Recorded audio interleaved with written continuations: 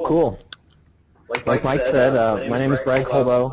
I am a web designer. Let me show my screen here real quick. Hold on a second. Here we go.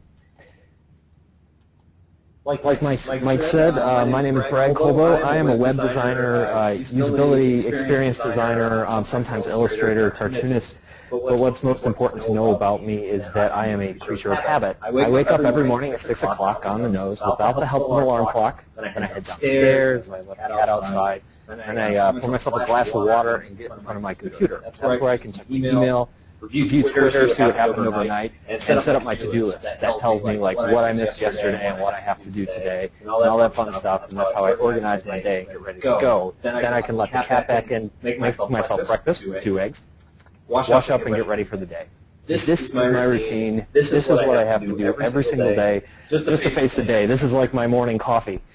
This is how I wake up. So I'm in the middle of this routine one morning a while ago, and my wife says to me, hey, remember our daughter is having a bunch of her friends over today for a play date, and all I can think of is that I got to get out of here. I'm not going to get anything done with all these kids running around the house having the time of their lives. So fortunately, I have some places to work. I live over here in Mentor on this side of Cleveland, and on the other side of Cleveland, there's this place called Designing Interactive, which I now work for full-time, and that's in Rocky River. And in between us, of course, is Cleveland. Like most major metropolitan areas, the traffic in Cleveland during rush hour can be kind of crazy, which kind of brings me to the second thing you should know about me, which is I do not suffer boredom well. I don't get angry when I'm stuck in traffic. I don't get irritated. I don't get flustered. I just get bored, and I hate being bored. So my mind immediately goes to, what am I going to do when I'm stuck in traffic? So I'm thinking audiobooks. I like audiobooks. I can download one from iTunes, or I could download one from Audible. I've been an Audible member before. I like the service. Then I remember something. The Cleveland Public Library. A couple years earlier, the Cleveland Public Library launched a service where you can download audiobooks for free if you're a card-carrying member, which I was. So I'm feeling good about this. I'm going to try it. I had tried it years ago when they first launched the service, and it didn't work out for me. I wasn't able to use it. But like most new services where they're trying something new, there's a lot of bugs. And it had been several years, and I'm sure they had had time to work these out. I was wrong. It was terrible. It was abysmal. And it was the worst user experience I've ever had with technology ever. So I did what I always do when I have a bad user experience with tech, into a comic strip. Now, for those of you who have never heard of me, I should probably take a time out and explain something. Yes, I am a web designer, graphic designer, user experience designer, but I also draw a lot of comics. I post them on my website. It's been on hiatus for a few weeks, but usually I post them weekly. I also, monthly, they appear in .NET Magazine, which is like a front-end web design and development magazine. And every so often, I get to do something that I really, really love, which is I work with authors, or I write my own stuff where I take something that might be like complicated and you might not want to read a blog post about it, and I try to boil it down to its simplest essence and put it in like comic strip format, because I find that more people read it when you put it in like really interesting to read format. It's kind of like infographics, but in comic format. So what brings me here today, though, is really that day job of mine, that web designer, user experience designer job. For the better part of the last 2 years, I spent working with a company primarily on iPhone and iPad apps. Right around the time that the iPad was coming out, I started working with someone who wanted to build a magazine and book publishing platform, a way to bring some of these old media ideas onto an iOS platform, but not just iOS, but other tablets that we knew that would be coming up. So this was our first stab at it. This was Tap Tilt Magazine. We brought it out for the iPhone because at the time, the iPad hadn't launched yet, and we wanted to get a head start on it, and we knew that developing for iOS, we were just going to be moving up to a larger tablet. So we wanted to kind of get our feet wet and figure this out. So we built our own magazine. And we started thinking about other magazines, and at the time, some were starting to roll out for the iPad when it launched. We were trying to figure out what's going to make the digital version of our magazines that we create better than their print counterparts. And if we start to think about this, we think about other mediums that have kind of evolved over time. Before the iPod, if you asked somebody, what is the future of music, they would have told you it's all about fidelity. It's going to be like listening to a CD will be like standing in the middle of an orchestra pit, right? Or being at a live concert. But that hasn't been the case over the last 10 or 15 years. In fact, the fidelity of our music has gone down. But what has happened is it's much, much easier to access that music that we're listening to. You know, we can carry all these songs in our pocket, on our phones, and our iPads, all that stuff. You can say the same thing about books.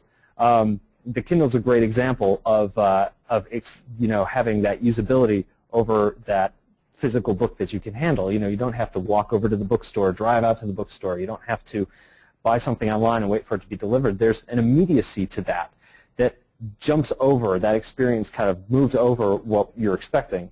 You know, so even though the quality is lower, people are used to it. So how can we do this with magazines?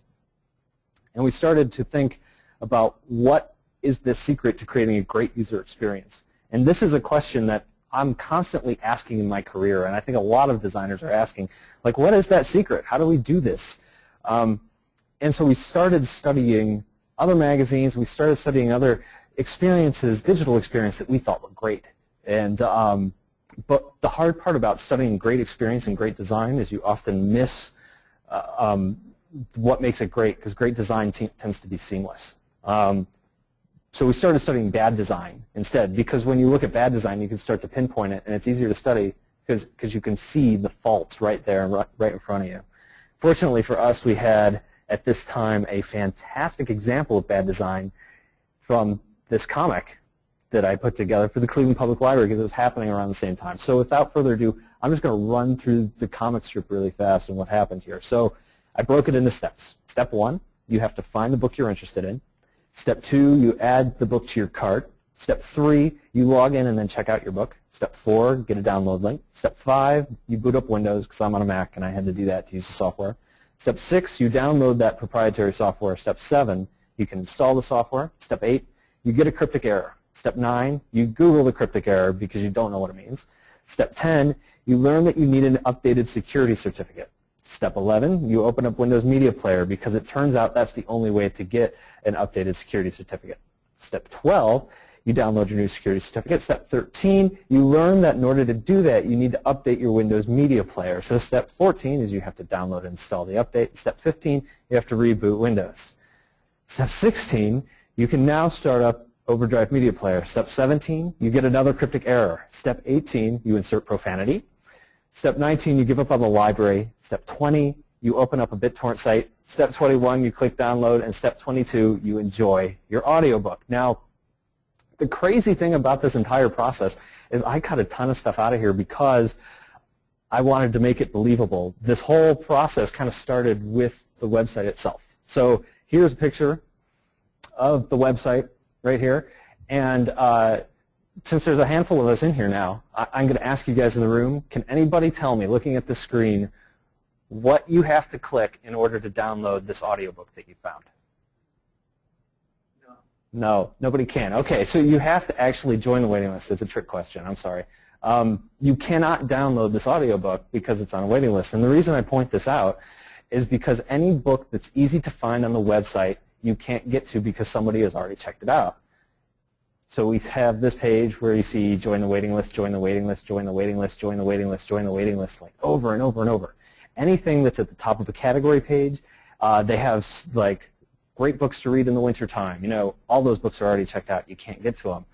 And this is what happens, kind of going back to that magazine idea. If you just take the print model, import it to online, and add a feature or two, you're kind of missing the point in how it's actually used and how people are going to be working with it.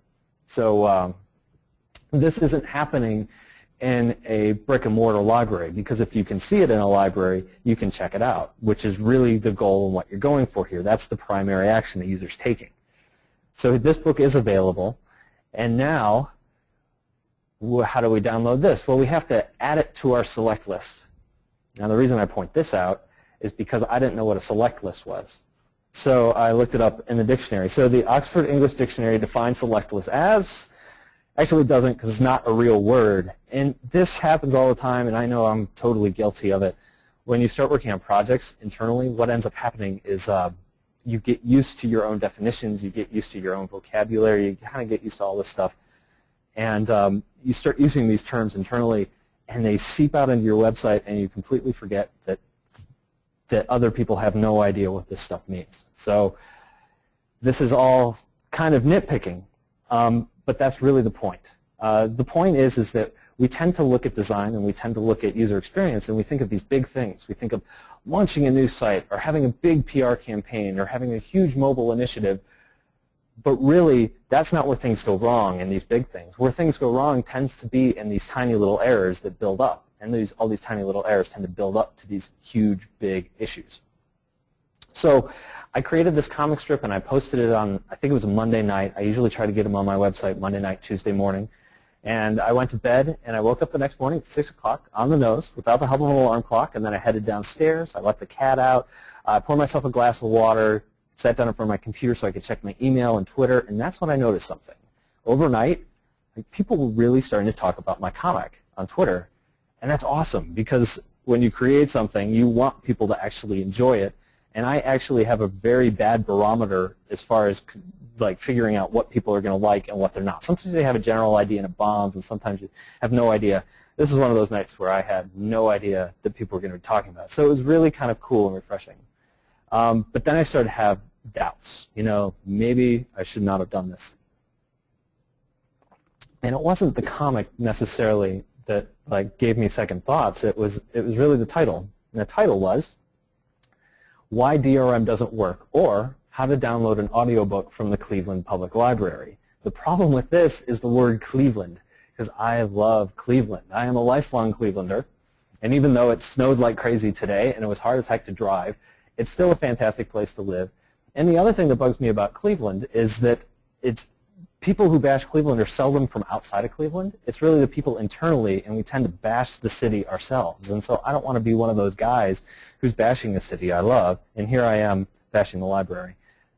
The other part is this isn't a problem just with the Cleveland Public Library. I mean, part of it's a problem with software development and how we build things, and part of it is the software that they're using, and part of it is the licensing that they have to mess around with. So it's not just to them. So my friend is explaining to me that I shouldn't really worry about this because putting the Cleveland Public Library in the title makes it personal to me, is how he described it. You know, this was a real experience that happened to a real person. This isn't a straw man argument as far as how we should that we should just go and pirate stuff because we want to pirate stuff and we're making excuses. This is like there are usability problems and there are problems with DRM, and it personalizes it, and you should go with it. The other part of it is it's the middle of the morning. There's been all this noise on Twitter, and I'm figuring, you know, the noise is over. Anybody who's ever had anything kind of take off on Twitter, you know the shelf life is extremely short. So what ends up happening is a half hour, hour later, it's dead. There's going to be a handful of people who tweeted it. The damage is done.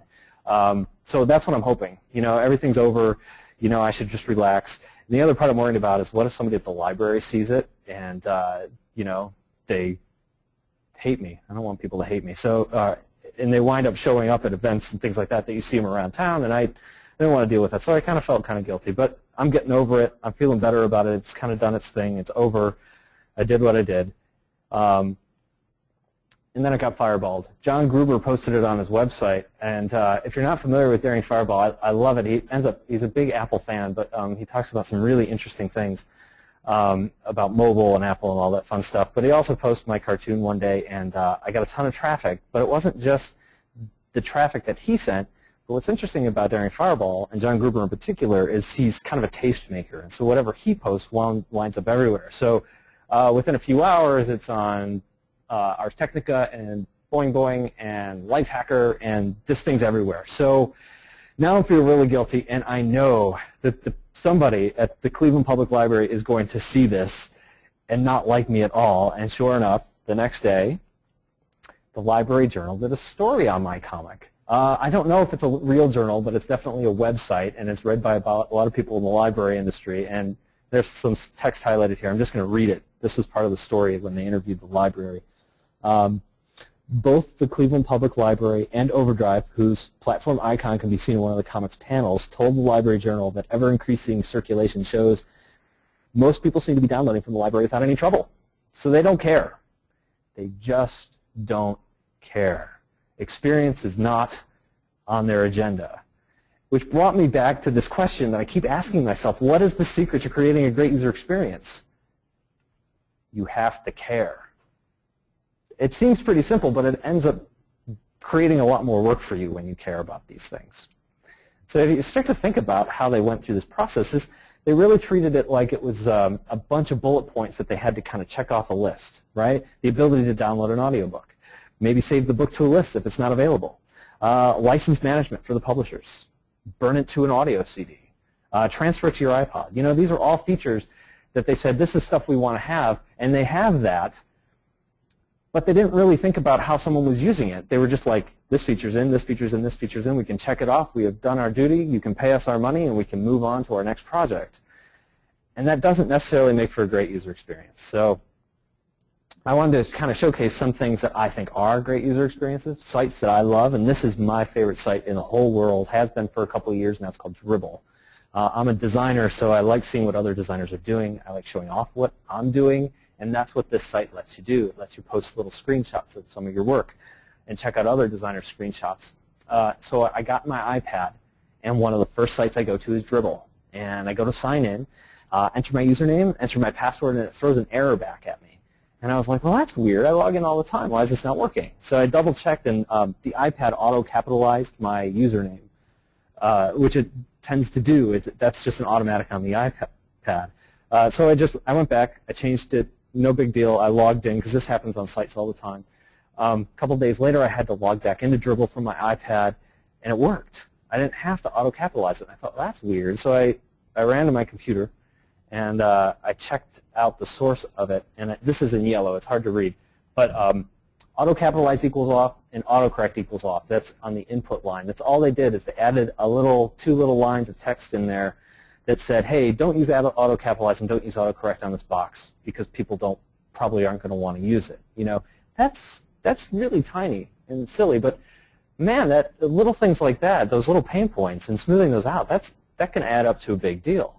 And what I really love about this is that I've been on so many projects where people want to undertake these huge mobile projects and build an app and do all this crazy stuff when they're looking at their website, and they're huge projects. They think big.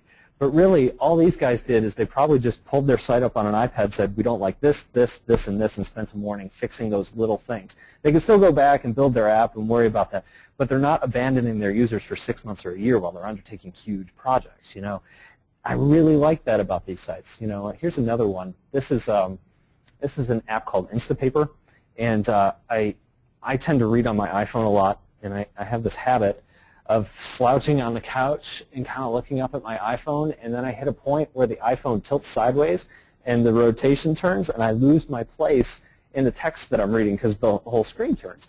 And so then I automatically, as it turns on me, I jerk it back really quick, and they have built a feature into this that if you do that, if it tilts and you jerk it back real quick, it says, hey, do you want to turn your rotation on or off?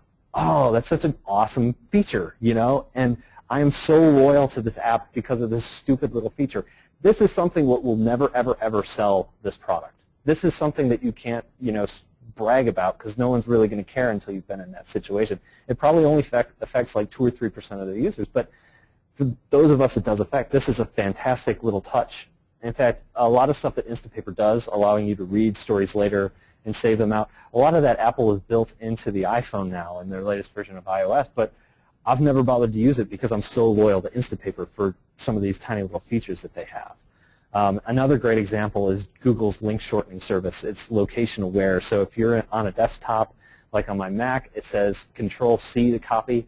On a mobile device, it says long press to copy. You know, some of these little touches that kind of help you, walk you through the process and putting themselves in the user's shoes, thinking about where their users are when they're using their devices, their apps. This is Seek and Spell. Some friends of mine made this app, a company called Retronyms, and it's kind of cool. So here's the idea. You're on your iPhone, and you go out to a park, and you map an area, anywhere outside or inside, I suppose. You map out the area that you want to play the game in. Then what happens is it's kind of like Scrabble. Throws all these tiles out all around the physical space, and then while you're holding your phone, you're running around trying to run to the place where the tile is to spell the word that the game gives you to spell. And you're playing with your friends, so everybody's running around trying to get the same tiles, and they're not looking where they're going and checking out their phone and running into trees, and it's great fun. So it's a really cool game. So these are like 5 guys working in their basement, you know, not basement, but office, but they have the windows closed. If you've ever worked with developers and designers who like to work in the dark, they're working in the dark at the glow of the monitors, and these screens look great. and they get outside, and what happens is they look down at their phones, and they can't see anything they designed because they have this bright light of the sun shining on their phones. So they're like, well, this sucks. So they had to go back into their offices and redesign parts of the interface. They made the wood lighter. They made the blues darker on the tiles. They boosted up the contrast on everything they could because they knew that this is going to be used in a high sun environment. You know, those are some of the little touches that you kind of run into when you're doing this stuff that I love in some of these apps. And another company who cares is the New York Times, and I got to discover this firsthand over the summer. So I did this comic strip. Whenever I do one of these, I get in trouble. But I did another one of these, and I started referencing all the things that I hate about newspapers, online newspapers especially. First of all, never linking to sites that are referenced in their stories. Things like just taking like a big graphic that they publish in the newspaper and just slapping it online without thinking about, like, the text is too small, you can't read it, like, what the heck. Auto-playing videos on ads, man, that drives me nuts. You know, putting 3,000 share buttons all over the page, you know, only using a small part of the content, you know, it's like 20% content and the rest is all ads and stuff like that. Putting links in the middle of an article when you're trying to read something, you don't know if that's real content or just in there for SEO, you know, all that kind of stuff. So I just made kind of a list of this. I'll pick on the Cleveland Plain Dealer for a minute here. This is Cleveland.com, and this is a great example of kind of paying attention to, like, what you guys are trying to accomplish. By you guys, I mean the Plain Dealer. By paying attention to what your internal agenda is compared to what your users are trying to accomplish, right? So here's an example. Back about a year ago, when you wanted to play a video on Cleveland.com, like most sites, the video was in the article. So you're reading an article, and there's a video, and you hit play on the video, and it plays. They added this pop-up. So now, when you hit play on the video in the middle of the article, this pop-up comes up, and then the video starts to play. The only reason I can think of doing something like that is for this guy, this little ad here. Now, I totally get it. I've worked at agencies. I've worked with clients for almost 10 years now. I have been in the room when decisions like this are made, and I know it went down something like this. They're saying we get 10,000 video views a month on our site. If we take those 10,000 views a month and we multiply it by how many months of the year or whatever, and we have that many more ad impressions, we'll make X amount of money and our revenue will go up 2%, right? I've been in those discussions, and you're like, yeah, that makes perfect sense. And so you make the decisions based on that, which from a business standpoint makes sense, but you're not really thinking about what's happening to the user or what's happening to your site or what the ramifications are. Like in this case, this big red arrow is pointing to this gray box that's covering the video. That gray box is the Facebook button. What's happened, the site is built where the Facebook button is brought in using an iframe, and so you have the iframe gray button is sitting on top of all your content. So you can't actually, like, you can watch the video, but it's like, oh man, they don't really care about their content. Like, that's the message that keeps coming through as they kind of do this kind of stuff, is they think their content is cheap. They don't care about their content. They only care about making a buck. So in this comic, one of the stories I called out was the Denver Post. They're talking about an app. So if there's ever an opportunity to actually link to something, it's this. You're talking about an app. Maybe you should link to it. So I called them out and used this as an example of not linking to things you're talking about in your stories. Turns out what I didn't notice is that they got this content from the New York Times.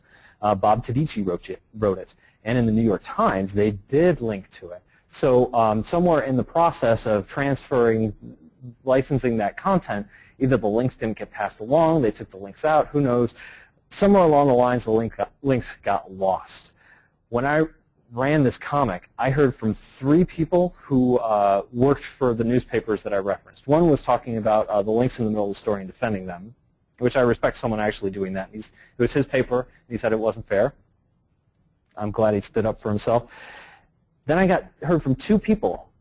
2 people from the New York Times contacted me to say this wasn't fair, that I used that Denver Post story, because they said, hey, you're bashing the New York Times. And it really got me thinking about these different cultures and their ways of thinking about it. because what we have in the New York Times is a very, very different newspaper than a lot of the newspapers that I was picking on. If you stop to think about it, I pointed out that Cleveland.com example because all they're thinking about is the ad revenues, because their margins are so razor thin that really matters to them. And for years and years and years, they've built their business model where they have to keep living off those razor thin margins. Whereas the New York Times years ago said, no, what we're going to do is we're going to focus on the content, and we're going to care about the content. It was a very long-term strategy, and as many of you probably know, the New York Times has lost a lot of money for a very long time and had to make drastic cutbacks and gone through different CEOs. And last year they turned the corner. Part of that turning the corner was the way that they had their content. Because they value their content so highly, and their culture values their content so highly, so much that two people who are not even related to this comic that I ran felt like they needed to defend their brand, contacted me. But they really defended that. They've been able to put up a paywall around their content, and for years we've heard that. You can't make money, no one will pay for news on the internet. It turns out that's not true. People will pay for news on the internet, but they have to believe that there's value to the news. They have to believe that there's value to the content.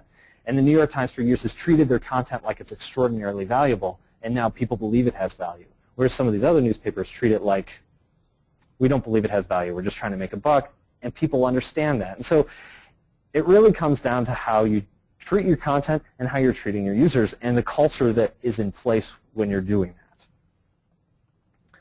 So I wanted to kind of break it down and talk about my philosophy and the philosophy of the company I work for, Designing Interactive, and kind of some of the stuff we're doing. I hope I don't sound like an ad, but what we're really trying to get down to is talking to real users and getting down to those users' motivations and understanding what they're doing so we can build around that. So step one of that is talking to the real user. So you might ask somebody, and I've been in a million conversations like this, you're building a new website, and you ask them, what do you want to see on your website? So if you ask the CEO, he's going to tell you he wants a stock ticker. If you ask the marketing director, she'll say, give me some photos of the brochure. If you ask the repairman who works for the company, he'll say, oh, I want to see the baseball scores. But if you ask the CEO's daughter, she wants to see ponies, right?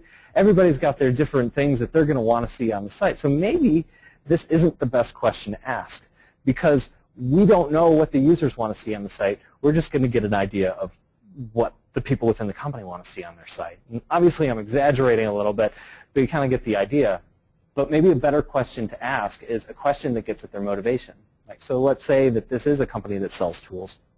So we might ask them a question that pertains to their industry, like how would you construct or fix something? Now the CEO is going to tell you how he would do it. He's going to use duct tape. The marketing director is going to say she's going to roll up her sleeves and jump in because she has a couple tools. The repairman who works for the company knows this stuff backwards and forwards. He's going to find the right tool for the job. And the CEO's daughter just is going to borrow her dad's duct tape to make a home for her ponies. So this is really getting down to the core motivations and what is driving these people, and that's kind of what we're going for. So here's a real-world example. Say I want to build an app that will help people lose weight, get healthy. First thing we're going to do is as a team, we're going to brainstorm about what features we can build into our app that we think might be kind of cool. So the first one is maybe an app that tracks what you eat and counts your calories. Maybe an app that provides a grocery list that only lets you have healthy options. Maybe tracking your exercise routine and how many calories you've burned. Or maybe even like a built-in pedometer, something that would work really well on a phone. So these are all great ideas, and we decided to focus on one. So let's focus, for the sake of this example, on providing a grocery list that only has healthy options. So what we're going to do is we're going to interview somebody. This is Kevin. Kevin's not real. He's a cartoon. And Kevin has been on a diet for 3 weeks, and he's now at the grocery store. And we're going to ask him about his grocery store habits for our feature. So we're going to get really into the nitty-gritty of this. And we're going to say, walk us through your trip to the grocery store. And we're going to put up every step of the way. We're going to put it on Post-it notes, or we're going to put it in a Word document. It doesn't really matter. It's just about recording the information. So he prepares a list at home. He takes the bus to the grocery store. Then he gets a cart. Then he enters the main door near the produce. So as you see here, this is getting kind of anal. And that's kind of the whole idea here. We want to capture every tiny little small moment in Kevin's life, especially pertaining to this task.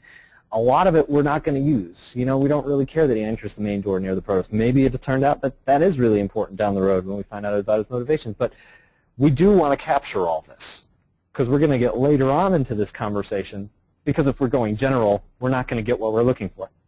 So later on in the conversation, we learn this about Kevin.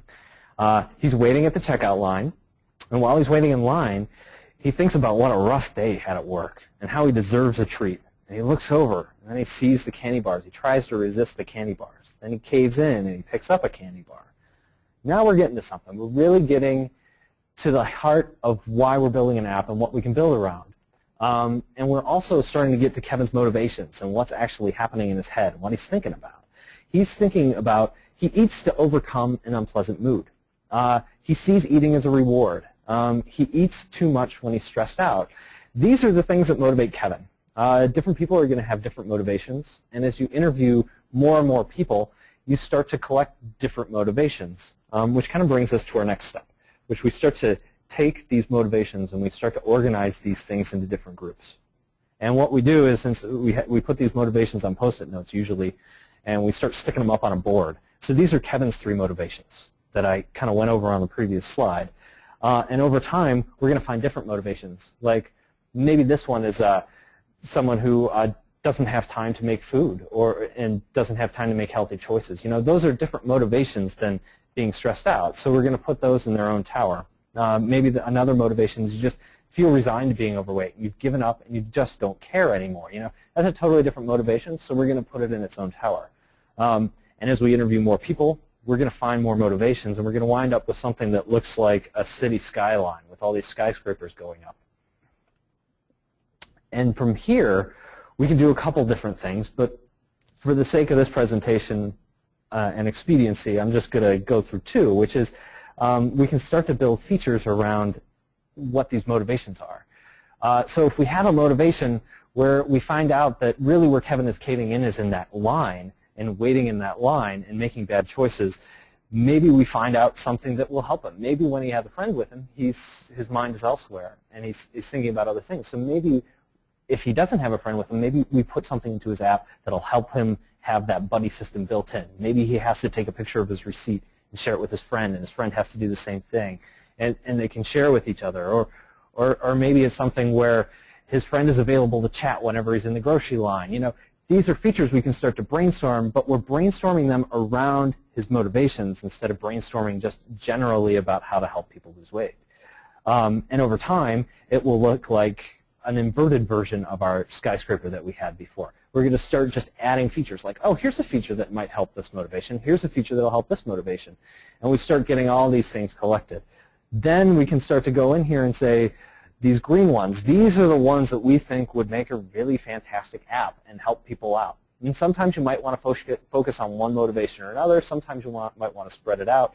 And I've seen people do a lot of different things at this stage. I have seen people print out their entire product cycle and say, okay, here's our roadmap for the next 3 or 4 years of development. We might focus on these 6 features for launch, but then for phase 2, we're going to phase in these 3 features in phase 3, and it really kind of comes from this. And part of what they do in the next phases might come from other things like feedback they get from phase 1, but they use this as kind of a roadmap of the features they're going to build moving forward. Step 3.5, this didn't really deserve its own feature or step, maybe it did. It really kind of comes concurrently because once you start doing the research and you gather all this information from people, there's a couple different directions you can go. And one of my favorite is creating personas of the users. And we use this a lot. Here's an example of a persona. This is Mary. Mary is a working professional who struggles to find time to cook and often opts for easier eating options. Her reasons for poor health decisions include not enough time to make healthy decisions, she can't find time to exercise, she eats unhealthy food as a reward in stressful situations. So what we're trying to do with this persona is we're trying to encapsulate a personality and reasoning behind people's actions. Another one might be Doug, and Doug is a work-at-home computer programmer. He always struggled with his weight. Reasons for his poor health decisions, he just makes poor eating decisions. He's resigned to being overweight.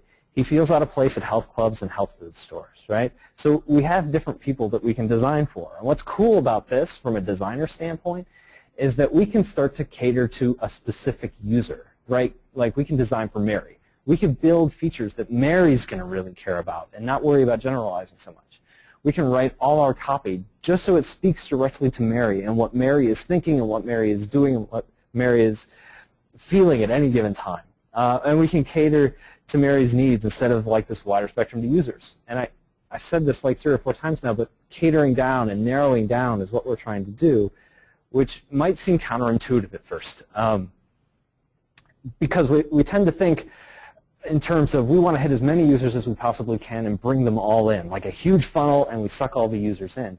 But the problem is when you speak to everybody, it's hard to really narrow it down and get them to understand what you're trying to say to them. You have to be broad. You have to speak broadly. You're not speaking directly to their needs. And the example I use here is CNN versus Fox News. And CNN has always tried to be neutral. They've always tried to be news for everyone, news from a source you trust.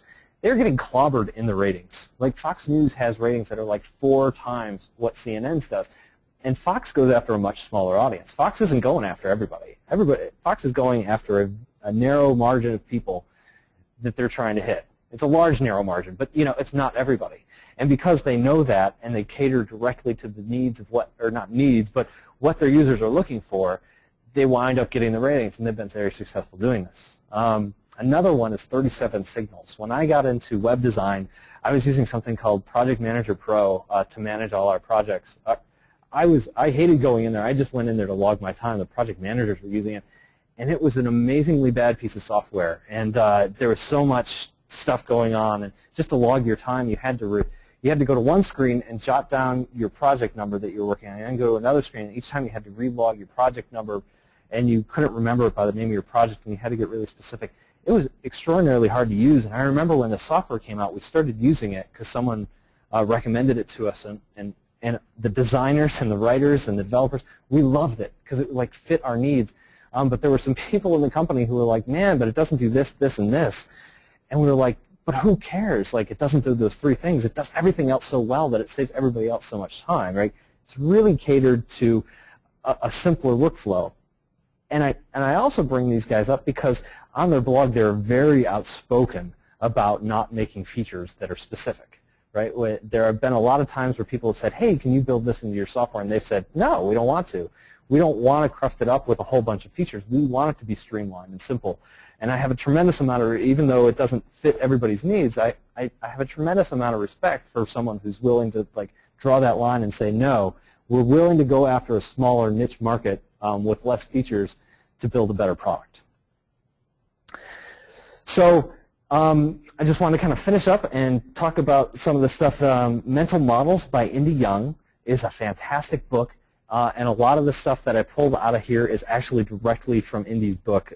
It's a really, really good starting place for anybody who's looking to do any kind of user research. And another one that I really like is Content Strategy for the Web by Christina Halverson, because it's a fantastic way to look at content, and it breaks down a lot of the conventional thinking that I've had about websites over the years and content and how we approach it, and in a really easy to understand and fun to read way. So that's it. Thank you guys very much. I really appreciate the opportunity to come out here. And, of course, thanks to Fathom for hosting us and CROPA for having me out there. Thank you.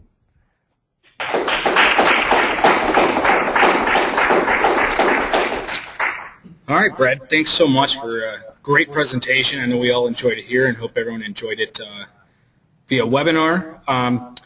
If anyone has any questions, please, you can type it in the chat.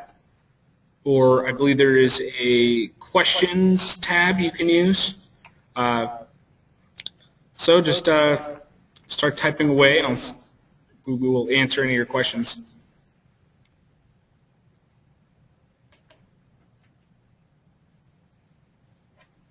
Cool. Well, that was phenomenal. Oh, thank you. Well, actually, you started late, so you only missed like the first 3 or 4 minutes. Oh, good. Yeah. All right. Would you happen to have any insights in the 37 Signals design and rationale, how they use any mental modeling? Here, let me. That I don't know about. Actually, I do. They. This is a question about 37 Signals and their design decisions. Yeah, they they are unique in some ways because they designed for themselves, and they were an agency and they started out that way, and they said none of this. They were in the shoes I was in, where they were like, this software stinks, we need to make something better. And so they started making it internally to just suit their own needs, and soon they said, hey, I bet we could sell this. And they did, and they wound up turning into just a software company instead of an advertising service web type company. And it's interesting because several companies have been really successful. I think a lot of people point to Apple, and to my knowledge, Apple isn't doing a ton of user research, but Apple has really good user experience products. And a lot of people say that's because Apple was really designing for themselves, and by themselves they were really designing products for Steve Jobs, you know. And so you had one person who kind of had a pretty good vision of what he wanted, and you could design around that. But that's pretty rare. But this is kind of trying to approach the same thing, but understanding it from a user's standpoint. Excellent. We have a question from the webinar. When going over step 2, Brad talked about organizing the information into groups based on the underlying motivation. How is this done exactly? How do you derive motivation from the groups? Is it entirely subjective? That's a great question. You try. The thing with any kind of process is there's room for human error, so anybody can kind of come in and at some point, even though we're interviewing users and we're getting all this information from them, at some point a small team has to kind of do that kind of thing. And as a team, you have to say, okay, we believe that these motivations go together. We see a pattern here, and we see how people are acting. And oftentimes what happens in the interview process is that you wind up seeing people, their motivations pop up in different ways. So Kevin's motivation, for example, was when he was bored and he was waiting in line. Someone else's motivation might come on walking back by the ice cream aisle. But it's really, that's a good question, because it really does come down to kind of your own judgment. But from kind of looking at these cards, you do get a sense of this goes here and this goes here, and oftentimes the research that is done is a little broader, so you're able to kind of branch out and get a sense of where those things fall when you're looking over all these things. And sometimes when you have a group of people discussing it, I've seen it where people have said, I don't think the Post-it note goes here, and they'll take it off and they'll move it to another section. In fact, I know people, when they're building the mental model, oftentimes like to bring in all the decision makers. They bring in someone from sales who might really, really know the customers. They'll bring in the CEO and the marketing director. So you'll have people from different, kind of parts of the company kind of looking over this stuff and discussing it internally. So it's not just an agency that's doing it. It's also people within the company, and it's like a meeting room where usually there's 6 to 8 people kind of trying to come to a consensus on this stuff. So to answer that question, I guess that my answer would be is bring in, you don't want too many people, because if there's like 20 people in the room, it'll be a mess. But you do want to bring in some decision makers. You don't want to make it completely in a vacuum. I hope that helps.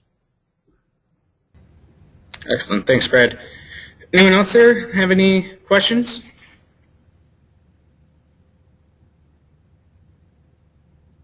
All right.